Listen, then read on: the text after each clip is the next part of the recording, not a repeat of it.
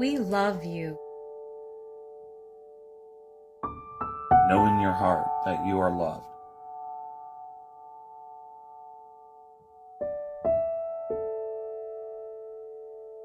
We bless you.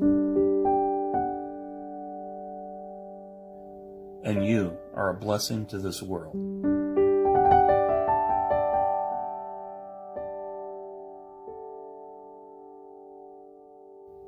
We appreciate you. You are an individualized expression of God.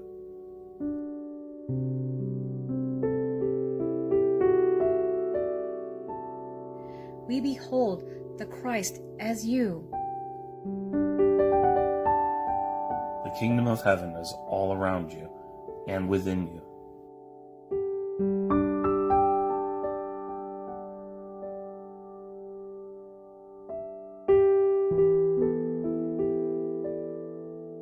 We look forward to the time when we will be together again.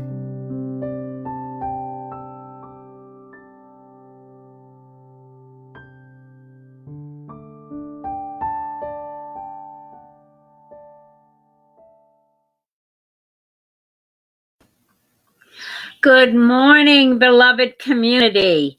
It is Reverend Pat Bessie, and I am so excited to be with you this morning. And as I was listening to the intro, we are going to be back together again starting next week. Next week, the 10 a.m. service will be in person, and we will have an online service, and I'm not exactly sure when that's going to be. So stay tuned. We will let you know this week whether it's going to be prior to the 10 o'clock service or at another time. We're working that out now. So welcome. I'm seeing so many of you already putting your names in the chat boxes. Hi, Randall, Carolyn, Christine, Dawn, Sally from Rockland. So good. Diana, oh, it's good to see you again. So happy to see everybody here with us this morning. And I am so excited because I have my instructor from school 25 years ago and good friend, Robert Brumet. He is with us this morning, and I am excited to have you meet him and to listen to what he has to share with us this morning. So at this point, I am going to ask you, if you are with us for the very first time, to put your name in the chat box and let us know where you're coming to us from, because we would like to welcome you. And this is the way we need to do it at this time. So don't be shy. I know I have people on Facebook and on YouTube. And so just let us know you're here. And so I'm going to turn it over to Dina now as she opens us with song. Good morning, all.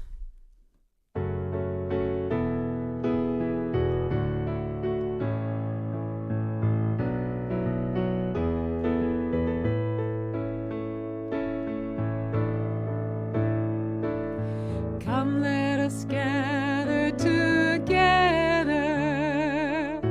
This is a place of love. We come together as people of prayer. This is a house built on love. Come, let us gather in peace. This is a sacred space. We join our hearts here in one loving family. This is a house built on love. We come together as people of prayer. This is a house built on love.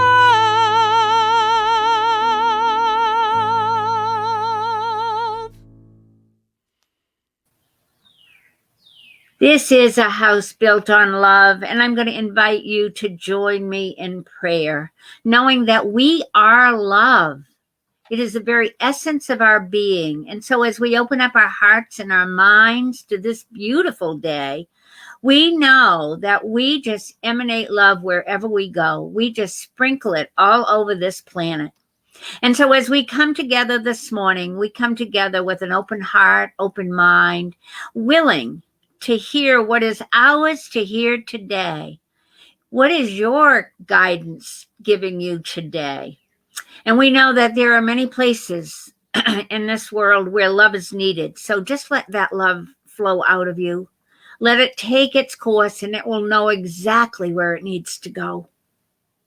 And so we just give thanks for this time together. We give thanks for this community, this beloved community. And we give thanks knowing that there is only one presence and one power, and that presence and one power is active right now. And so it is, and we let it be. Amen. Amen. And I'm seeing more of you putting your names in the chat boxes. Nancy Burnett, hello. Star and Barbara, Jen, Randy, so good to see everybody here with us this morning. And I don't know where you're at this morning, but right here in Casco, Maine, it is absolutely glorious.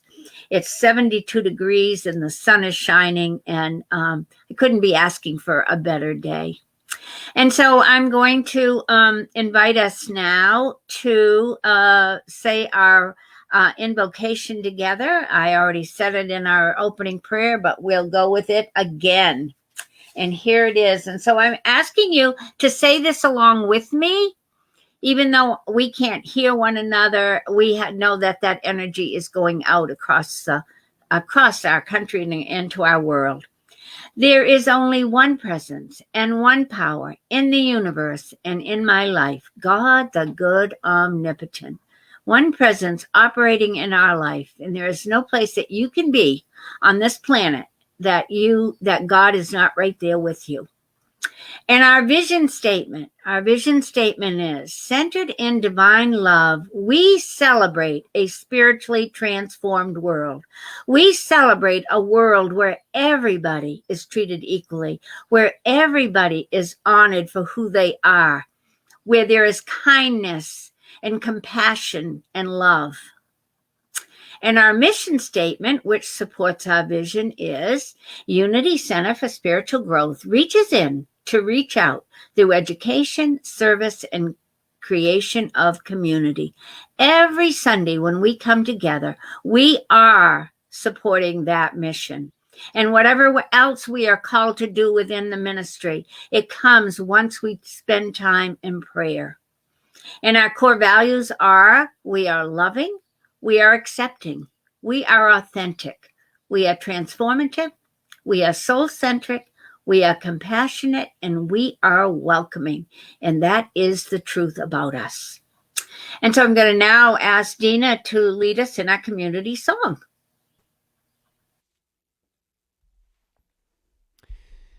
The congregational song this week is Affirmation Rock by Cliff Rubin.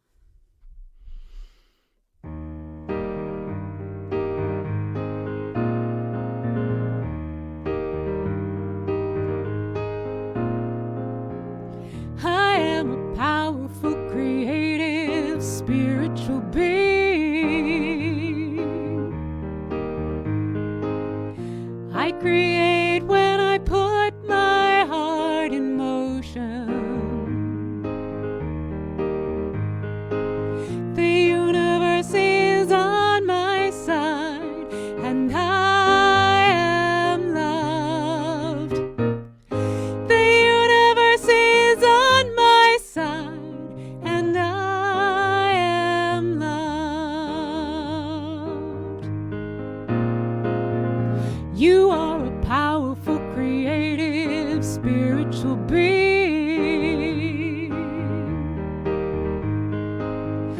You create when you put your heart in motion. The universe is on your side, and you are loved. The universe is on your side, and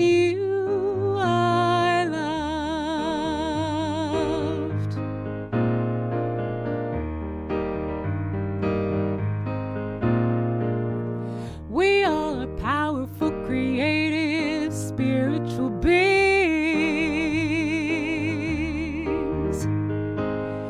We create when we put our hearts in motion. The universe is on our side, and we are loved. The universe is on our side, and we are loved. We are loved. We are loved. We are loved.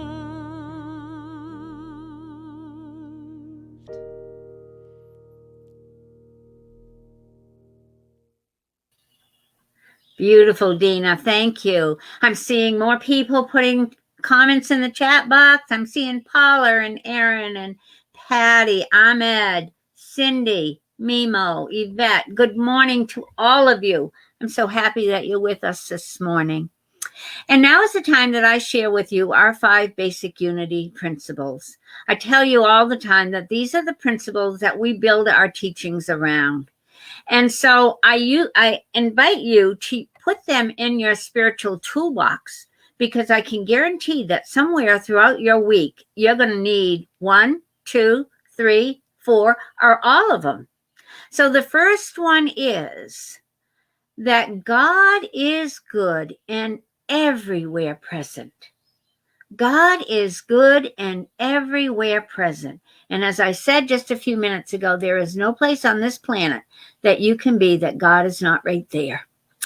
The second one is, and this is a hard one sometimes for us to grapple with, the Spirit of God lives within each person. Therefore, all people are inherently good. If you've grown up with the belief that you are an original sin, I invite you to cross that out right now. You are an original blessing. Everybody at the very core of their being are good. The third one is that we create our life experiences through our way of thinking. So it's really important to stand guard at the portal of your mind and make sure that the thoughts that you're holding and that you're impressing are the ones that you want to see in your world, because that is exactly what's going to show up. And then the fourth one, which underpins all of these 3, is that there is a power in affirmative prayer, which we believe increases our connection to God. Prayer and meditation are the keystones to our teachings. Prayer and meditation. And when you go into prayer and listen, you will get the guidance, and you will know the truth about who you are and the truth about all of the people that you come in contact with. And also, it will also guide you to show you what are the thoughts that you're thinking and what do you maybe need to change. And then the last one, of course, is the most important. Knowledge of these spiritual principles is not enough. We must live them. We must put them into action in our life. And so, as I mentioned to you before, you may have to use these on several different occasions throughout the week. I've had to call on some of them. I'm experiencing a bout of poison ivy, and I'm so, it's getting better, and I'm grateful for that. But I've had to just remember that how I think about this is how it's going to show up. So I am thinking that it's healing and drying up, and I am good to go. And so now we have our time in the service where we share Unity's daily word. And I'm going to invite our daily word reader to come on. She is a board member. Many of you know her from many different things that she does within the ministry. And that is Michelle Neese. Good morning, Michelle. Good morning. How are you this morning? I'm good, thank you. And I share your pain with poison ivy, so I'll hold the highest and best with you. It's not not a fun thing. No, it is not. And what's so upsetting about it for me is I have been so enjoying being out in the garden and out and doing yard work. And so now I'm trying to figure out, I guess I just have to bundle up, put things, long sleeves, long pants, and because I don't want to stop. So thank you for holding the highest and best for me. And now I'm going to let you share the daily word. All right. Good morning, everybody. Today's daily word is world peace. Peace shared between people spreads throughout the world. I contribute to world peace when I join in spirit with all the people who dedicate themselves to expressing divine love, united in the belief that God is within everyone. I affirm the divinity of humankind and honor each person as a unique expression of God. I recognize and release any unkind thoughts or feelings towards any person or group of people. I respect all others and seek to learn more about customs and beliefs that are unfamiliar to me as I grow in a spirit of kinship. I believe in a warm, friendly attitude, communicates my intentions as effectively as my words. I smile easily and extend myself to others in the spirit of friendship. I remain mindful that as peace flows between individuals, peace grows in the world. And from Micah chapter 4, verse 3, nation shall not lift up sword against nation, neither shall they learn war anymore. And again, today's daily word is world peace. Peace shared between people spreads throughout the world. Thank you so much. And I'm noticing on here, I see Joanne Craner from New York is with us, Pat Pittman from Virginia. Our out-of-state people are coming on, and very happy to see them, as well as I'm seeing Scott Sutton. Chris just had a birthday this past week, and very happy that you're with us as well. And so now I'm going to hand it back to Dina as she prepares us for our message. Thank you. To open up Robert's talk, well, I shouldn't say Robert's talk. It's going to be Robert and Pat's talk this morning. To open up their talk, this is a song by Jan Garrett, I Dreamed of Rain.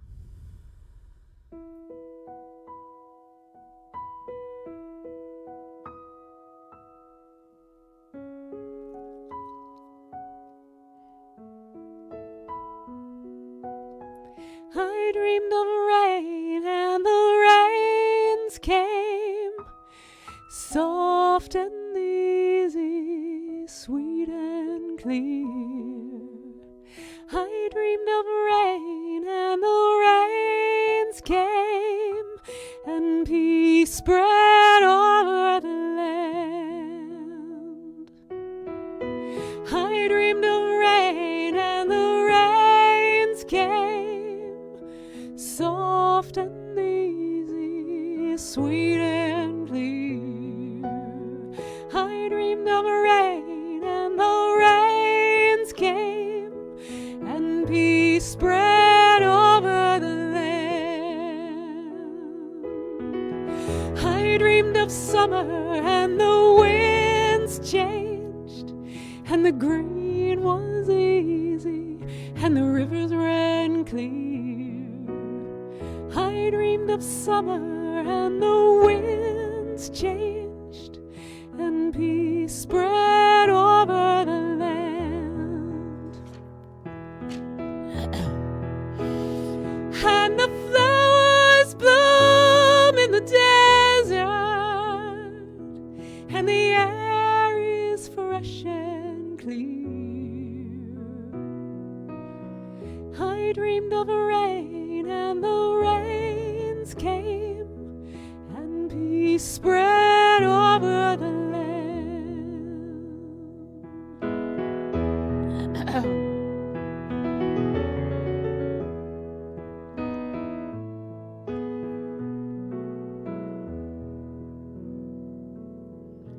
I dreamed of freedom, and the moon rose, and the way was easy, and the path was clear.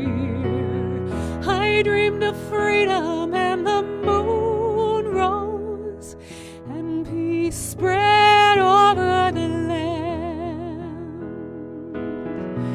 I dreamed of heaven, and the earth sang, and the sound was easy, and the song was clear. I dreamed of heaven and the earth sang, and peace spread over the land, and the morning stars are shining, and the day is bright and clear. I dreamed of heaven and the earth sang, and peace spread over the land. I dreamed of rain and the rains came, and peace spread over the land. I dreamed of rain and the rains came.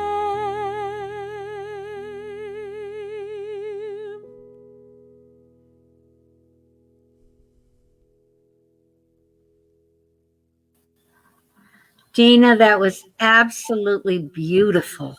Thank you. And now I am so excited to introduce to you someone that I hold in high esteem. We were having a conversation yesterday. I think we might get him even to come to Maine sometime before the summer is over. And if that does happen, then you'll get to meet him in person. But right now, I'm going to introduce you to him, and you'll have to just see him this way, the way that we've been doing ministry now for the last 15 months. And it is my instructor from ministerial school, and my friend and my prayer partner that I had while I was in school, Robert Brumet. Good morning, Robert. Good morning, Pat. It's so good to see you, and it's so good to be here. Oh, we are so excited to have you. So we have you coming to us from Kansas City, and it's probably hot and humid in Kansas City right now. Yeah, and it gets hotter and humider by the hour. So, friends, we're going to do something a little bit different today. As many of you know, you've been with me for the last several weeks. I have been covering the chapters in Robert's book, Living Originally. We've looked at deep awareness and acceptance, self-acceptance, and many other aspects of our life.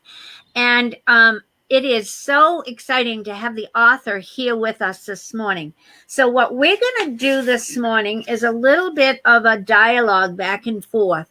I've created some questions that I would like to ask Robert, and then you'll get a chance to know a little bit more about him and what was the impetus for him writing this book.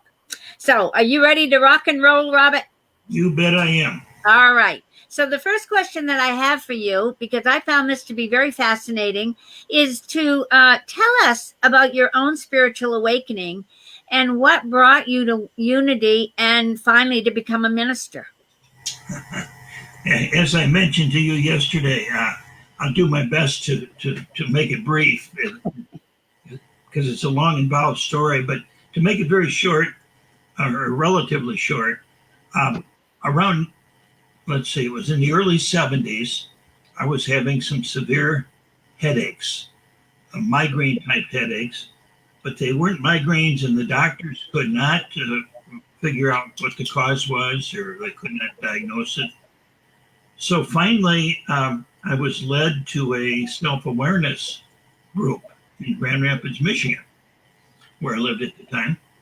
And that really opened the door to a lot of things for me. It opened the door to the fact that what was going on was not physical in its origin. What was going on was something I needed to look at within myself to release some old beliefs and some old parts of myself that I was holding on to.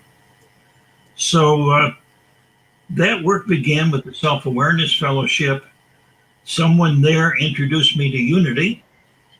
And as you read, Pat, in Unity magazine, I went to church just to placate this person that was insisting that I go to church.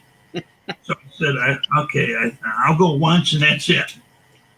So I went once, and as the service was over and I was shaking the minister's hand on the way out, he grabbed my elbow and he held on to me and he looked at me and he says, "You know something? Someday you're going to be a unity minister." And I just was absolutely frozen. And I literally looked over my shoulder. I said, who are you talking to? And this is the first time I've been here, and I don't know anything about unity, and I've got a career ahead of me, et cetera, et cetera. And he just smiled, shook his head, and said, "No, I don't think so." I left, and I kind of staggered home, and when I got home, my wife said, "Well, what do you think? Are you going to go back?" And I said, "Well, if I'm going to be a unity minister, I probably should go back." And went through the ceiling, and she said, "What?" Because we had just moved to Grand Rapids, and she was not eager for me to change careers, nor was I. But from that moment on, that seed was planted, and as they say, the rest is history. 5 years later, 6 years later, I was in ministerial school and graduated in 1980, and had a church ministry for about 10 years, and then I got on the faculty, as you know, around Mm-hmm. So. Wow, thank you. What a story. I didn't know that piece about being told right in the get-go that's what your path was going to be. That's pretty amazing. I also realize, and it shows up a lot in your writing, that you incorporate Eastern and Western mysticism in your work. And can you tell us a little bit about why that's important for you to do that? Well, right from the get-go, even before I got into unity, I was interested in Buddhism and Hinduism and world religions, and read a great many books on the topic of world religions. And I was drawn to the Eastern path, and yet I saw that it was not a complete package, if you will, for us, because we are Westerners. We grew up in a Judeo-Christian culture, and so something was missing in that.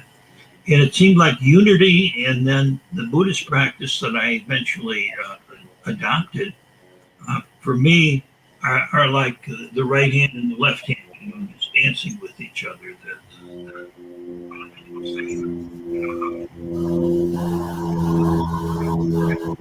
Well, we're losing your voice a little bit. Did you just do something? You hear me now? Yes. Okay. Yeah. Yeah. There.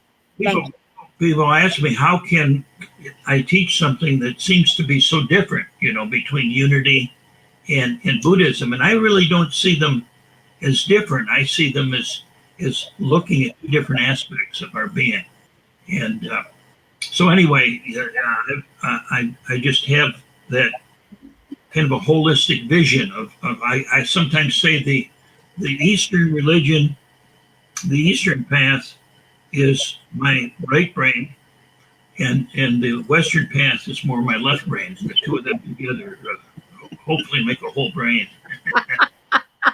So I want to share a story, because when Leroy and I were out and I was going through ministerial school, you offered a day-long Vipassana meditation retreat. And we signed up for it. I had no idea what we were in for. None. And I can't even remember now where it was held. But anyway, we went. And the first thing that we realized when we got there was everybody was sitting on these little pillows. And so what I found out is throughout the whole day, it was absolutely in silence all day long. And you would do little teachings in between, but there would be times for sitting and there would be times for walking. Lunch was in silence. It was a whole new world that I had never exposed myself to before. But the one thing that stands out for me in that, I can remember you saying, no matter what is going on with your body, don't try to move, just sit and just pay attention. And in that moment, during that day, my leg went to sleep. And I did not do anything to move it or try to wake it up or anything. And after a few minutes, it came back. And there was such a profound experience of observing that experience where it stopped, it just came right back into what it was supposed to do. And I'll never forget that. I've never been to another Vipassana meditation again, but that that was a moment that I will always remember. And are you still doing Vipassana meditations? I sure am. After 30 years now, been doing it and teaching it, and right now I'm teaching through the Temple Buddhist Center, which is affiliated with Unity Temple on the Plaza. We have services on Sunday morning, and so it's a ministry in and of itself. And I'm not leading it, but I'm one of the teachers that. Okay. Well, as I said in my intro to you, I hope we get you here and we can have an experience with you in doing that. I want to now go to the book, and I wondered what was the impetus for writing this book. I know you've written some others, and this is the fourth or fifth one that you've written. What drew you to this?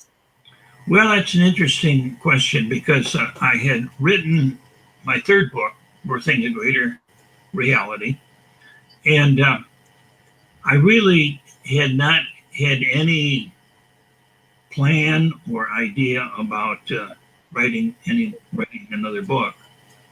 But I did tell Spirit, I says, if you want me to write a book, nudge me, push me, leave me alone. And that's what happened. And I got this idea, and it seemed to be urgent. For some reason, it was like, no, start writing. And what I decided to do was not write about something, but write a book about how you can discover for yourself. What this book is all about. It doesn't teach theory or philosophy or religion or anything else or metaphysics, but it teaches how to personally experience the truth that we teach. Mm-hmm.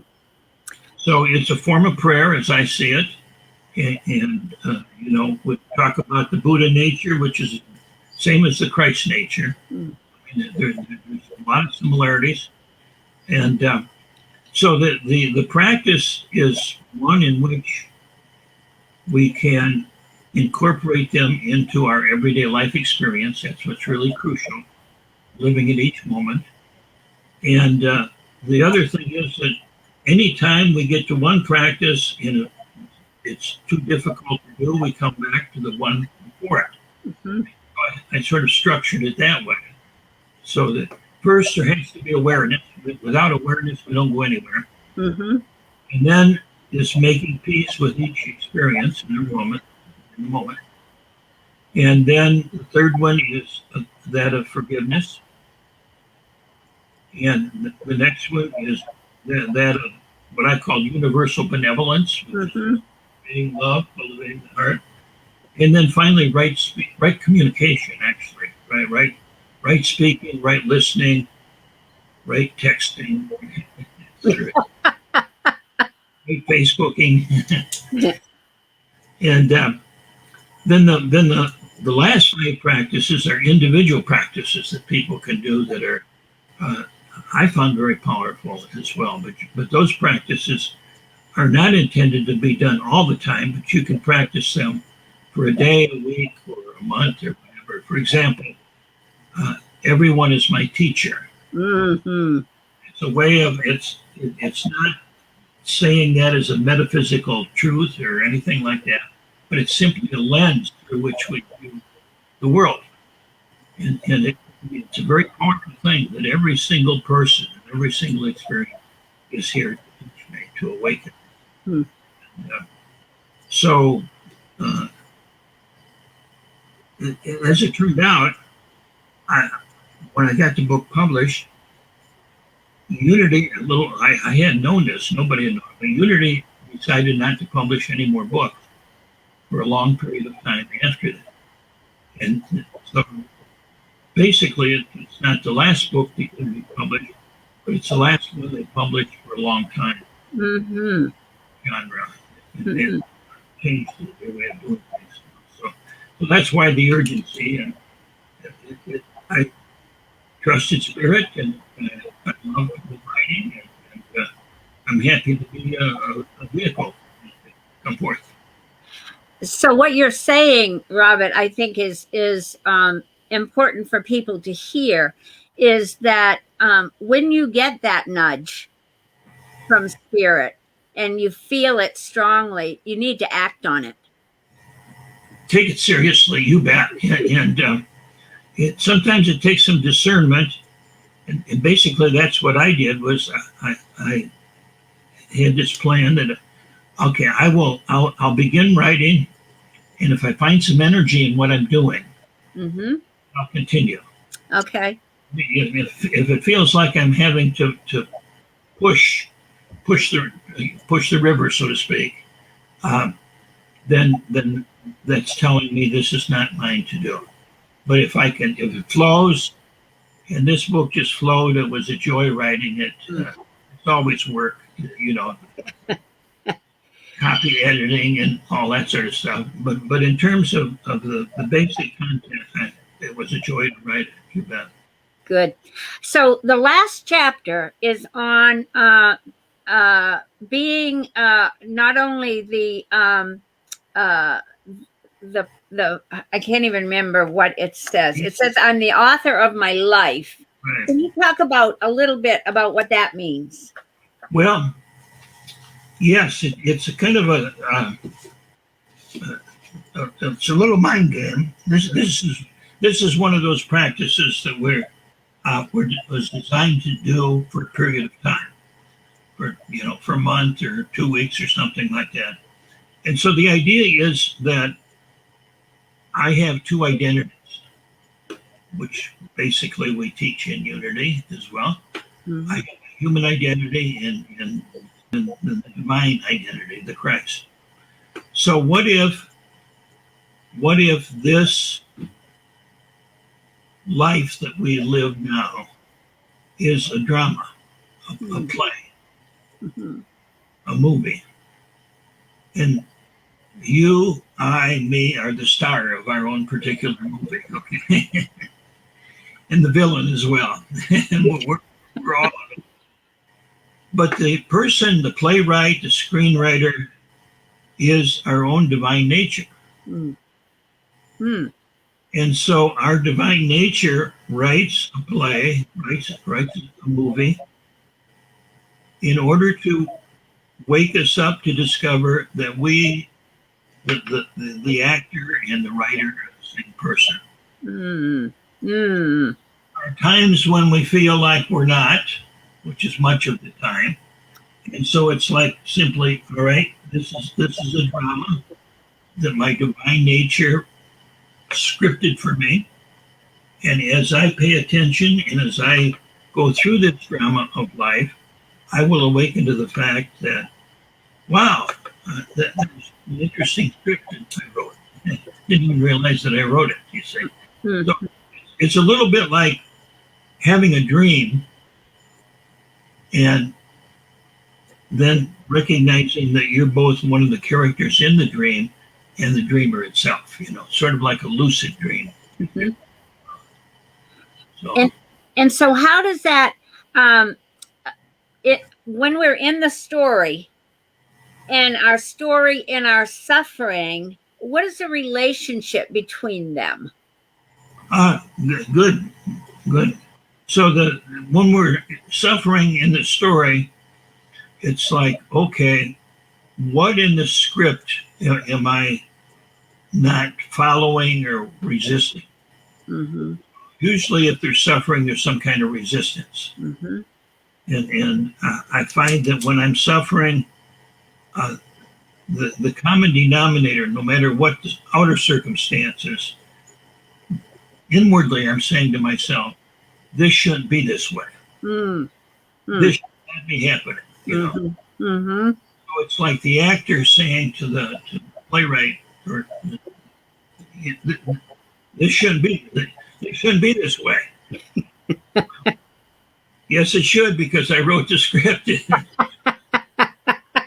coming to that agreement that we, in a sense, play the game, play the role, and play it impeccably, and yet at the same time know that there's a bigger truth behind everything that we do. Mm-hmm.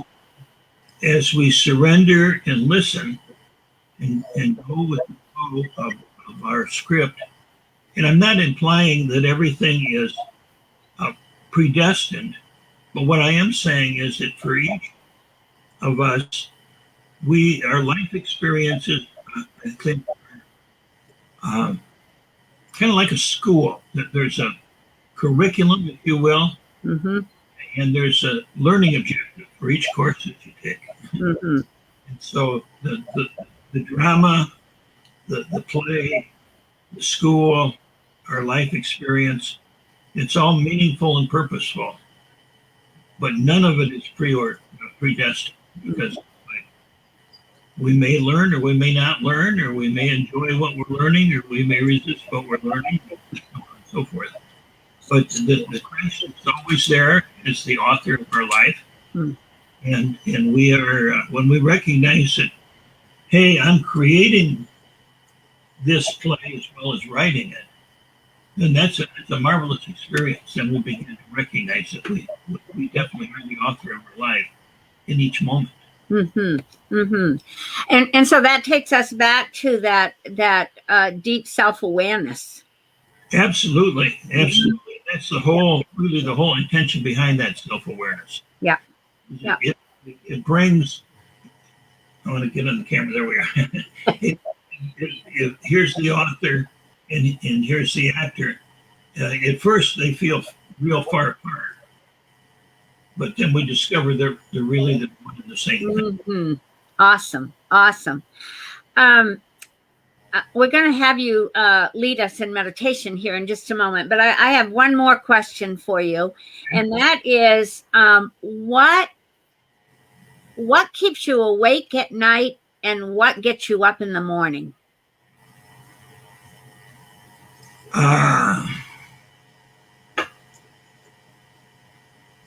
What gets me up in the morning is the passion for what I'm to do that day. And usually it's my ministry right now consists of spiritual direction with people, Mm-hmm. Zoom or telephone or in person, writing, and right now I'm working on a memoir about my spiritual journey, and my teaching. You know, those three things are my passion, as well as my kids and my grandkids, my family too, and fishing, fly fishing. Yeah. Yes, we had a conversation about that yesterday. Absolutely, that's what gets me up in the morning, and to be honest with you, not much wakes me up at night except when I need to go to the bathroom. Then you're pretty okay with your world right now. That's great. Something you just did say though, and I want to put it out to folks. I know that you're also writing a blog, because I get it. Yes. And so if I give people the address for getting onto that blog for you, then they will have the opportunity to listen, to hear what you have to say. Are you doing any online teaching? I am, mostly through Unity churches. Okay. Yeah. So let me see what I can do. I can put that on my webpage. Okay. Okay. RobertBrumet.com. All right. That's easy enough to remember. Well, Robert, this has been so delightful, and I can't wait to see you in person. And I'm going to hold the intention that happens this summer. We've tried it in the past, and it didn't, and this time it's going to, because we don't want life to get past us here. So now I'm going to invite Dina to lead us into meditation. I'm going to go off the screen, and once she's done leading us into meditation, I'll bring you back on, and you do your magic, okay? Very good. Thank you.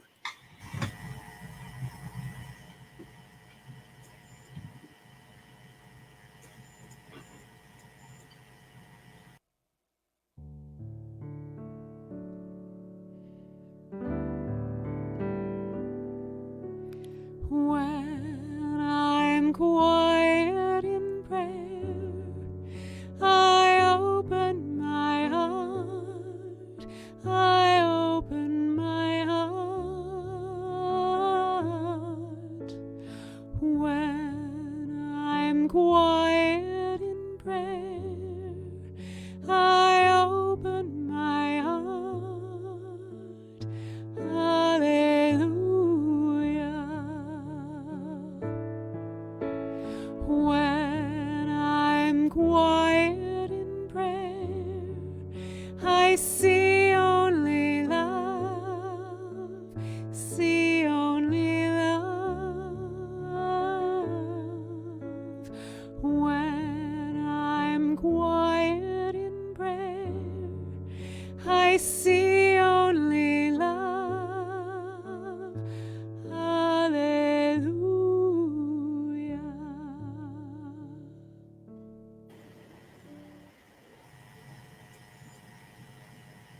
As we hear the beautiful words of that melody, we feel Spirit infusing us, surrounding us. I invite you to breathe in. As you breathe in, imagine that you are breathing in the divine energy of life, love, wisdom.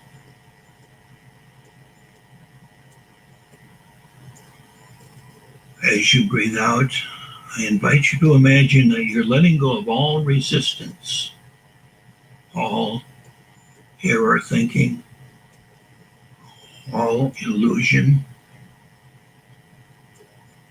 all that stands in the way of the divinity that you truly are. With each breath that you take, just imagine you're taking one step closer to your own divine nature, the author of your life, the reality of what you are.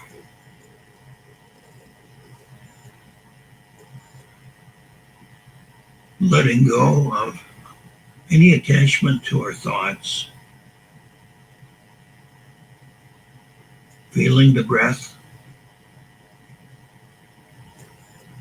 feeling the sensations in the body, pleasant or unpleasant. Just allow them to be there. This moment is exactly as it should be. Your life is exactly as it should be. And you are the author of your experience.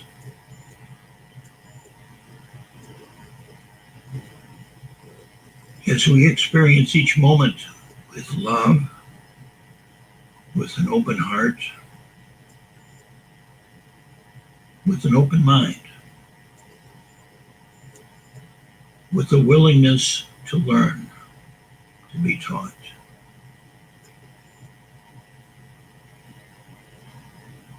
Each moment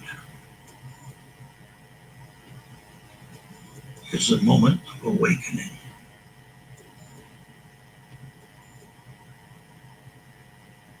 Each breath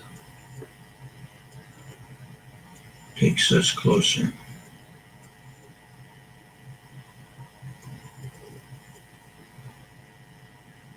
And as we get closer, we realize there really is no separation.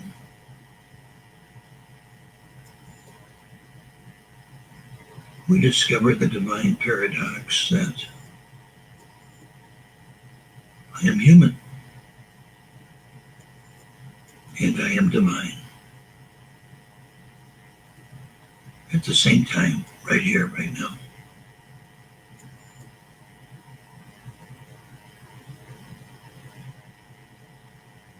But in that realization,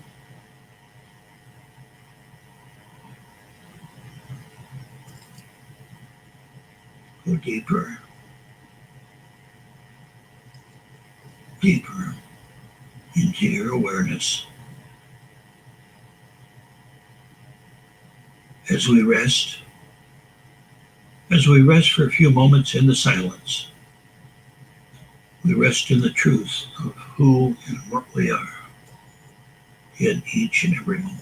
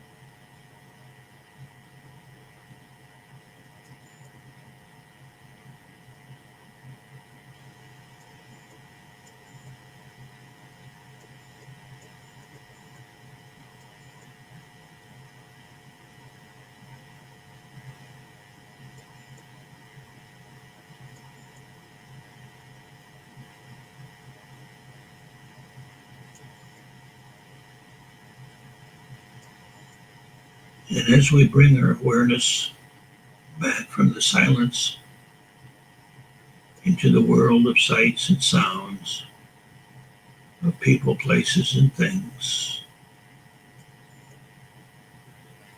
we know the truth. The truth is within us. It's not within the appearance of things,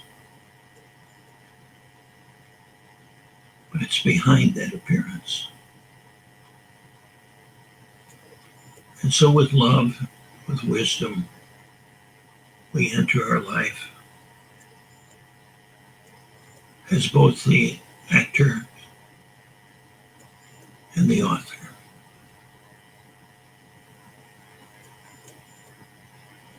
I invite you to gently open your eyes.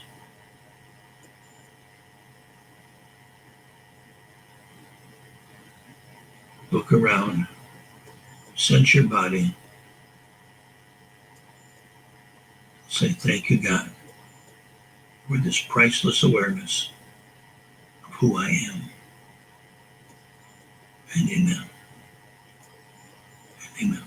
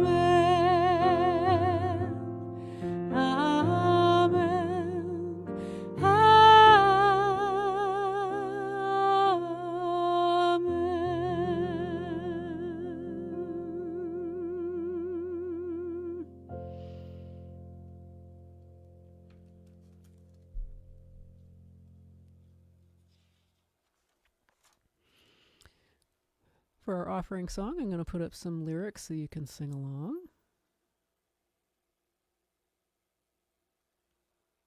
This is Daniel Nahmod's Love is My Decision.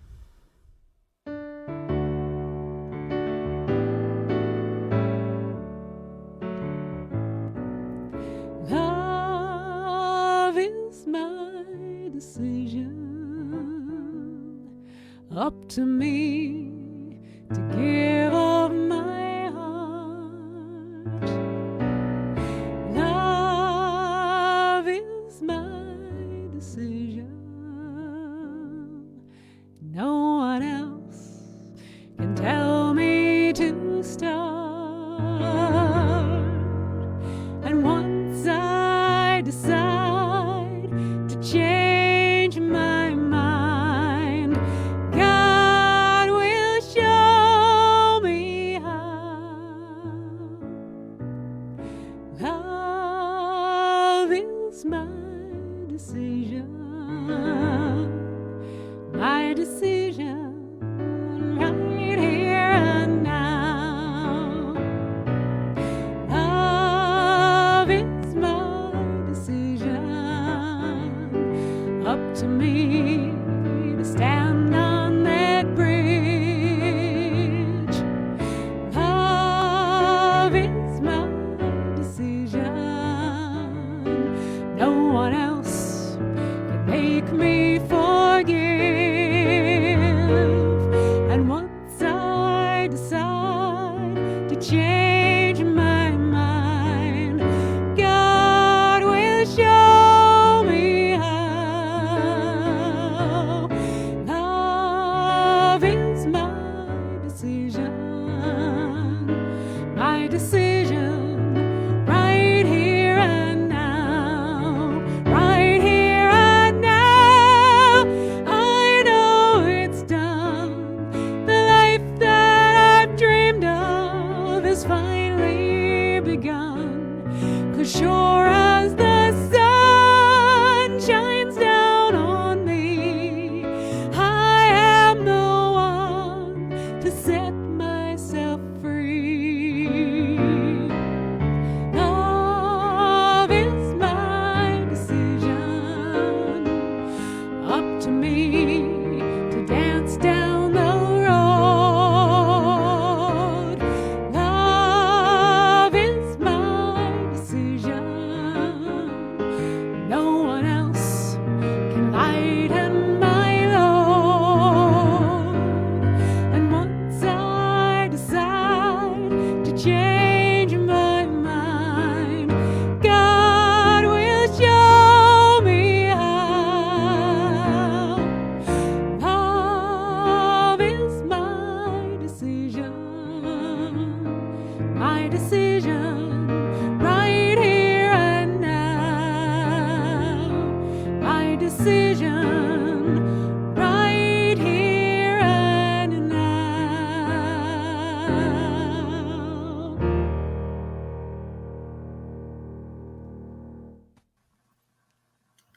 Thank you, Dina. Beautiful. Robert, I am here. you're on your way now to do your service down at the plaza? I am teaching down there at Unity on the Plaza through the Temple Buddhist Center. Wonderful, wonderful. Well, we have so appreciated having you with us this morning. And I look forward to having you come in person. And in the meantime, my friend, be well. Thank you so much. And I really enjoyed being with you and your folks. Thank you. Nina, you've got a voice like an angel. So aren't we blessed to have her? Absolutely. So I'm looking forward to the time when we get together in person. Perfect. Perfect. You have a blessed rest of your day, and we'll be in touch. Thank you. Thank you. Wow. That was so blessed. I feel so filled and so blessed this morning, as I always do. And before we do our offering, I have a few things to share with you. As I mentioned, we will be in person next Sunday at 10 o'clock, and I hope that many of you will be here with us. We will have some guidelines, and you can read those in Heart Thought, and there will be instruction boards as you walk in. So we're going to try to do everything that we can to make sure everybody stays safe and everybody can come back that wants to. Today, our prayer partners have been Carolyn Sanford and Bonnie Grover, and I think Christine has put links in the chat box for you to have individual prayer with them following the service. A coffee hour will follow the service as well. A Course in Miracles will be today online, and there will be a change in the schedule for that. I believe it's going to be the first and third will be in person at Unity, and I don't remember honestly which they are, but it's in Heart Thoughts anyway. Justice and Equality Group will be meeting at 12:15 at the Rotary at 202 and 302 if you'd like to join them. And today at 3 o'clock down at church will be the Labyrinth Walk, looking at grief and gratitude. That begins at 3 o'clock. It's with Todd Glacy and the prayer partners. Please bring a lawn chair because we will be doing a fire circle afterwards. So bring a lawn chair and a pen and a mask. Even though we're going to be outside, there's going to be singing at the fire circle. So we are asking people to mask for that. Men's group meets this Tuesday evening at 6 o'clock. Spiritual Exploration group meets on Thursday evening, and it's a new time. We're changing it from 7 back to 6:30, so it will be 6:30 to 8 for the Spiritual Exploration group. I have service opportunities for you. As we open up, we are reconvening our greeters and ushers. So there's an opportunity to serve as a greeter and usher. Also in hospitality for setting up for coffee and tea. And that is all we're going to be doing for hospitality in the beginning. Also, the Sebago Lakes Region Fuller Center are looking for volunteers next Saturday to help clean up a yard of one of our neighbors that needs some help. And then, of course, the reminder that every morning at 6:30 a.m., Reverend Elizabeth does a morning meditation, and then Barbara does a daily faith lift at 12:10 Monday, Wednesdays, and Fridays. And always check out our website, check out Heart Thoughts for everything that is happening. And again, I want to thank everybody that is here with us this morning. I know it's a beautiful day and there's other places that you could have chosen to be, and you chose to be with us. So I'm going to bring back Michelle as she leads us in our offering. And we would just like to thank everybody for their continued generosity that allows us to be here together. And you can go onto our Facebook page and make a donation. You can go to our website, make a donation. There's links in this to make the donation, or you can mail a check right to our building at 54 River Road in Windham. So now if you hold your offering or envision your offering and say with me, divine love as me, blesses and multiplies all that I am, all that I have, and all that I give, and all that I receive. Thank you, God, for the joy of giving. Thank you, Michelle. And now I'm going to turn it back over to Dina as she ends us with the peace song.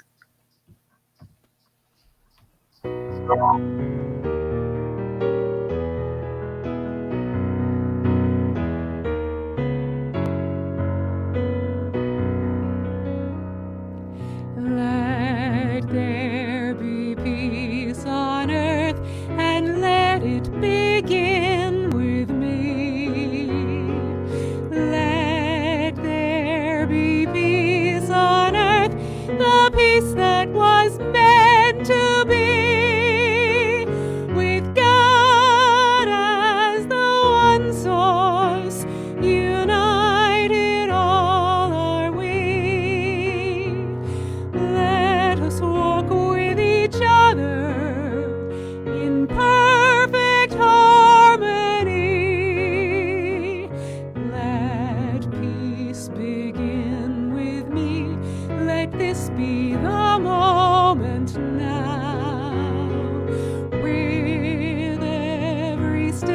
step I take, let this be my joyous vow, to take each moment and live each moment in peace eternally.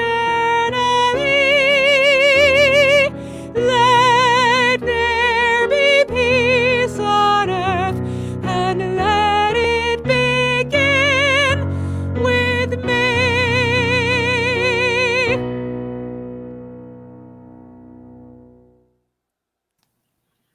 Thank you, Dina. And let us now finish our service with the prayer for protection.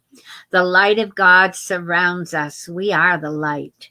The love of God enfolds us. We are the love. The power of God protects us. We are the power. And the presence of God watches over us. Wherever we are, God is, and all is swell. God bless you, my friends. I bow in gratitude to you, and I hope I see you at 3:00 down at the church for the labyrinth and gratitude, grief and gratitude. God bless you.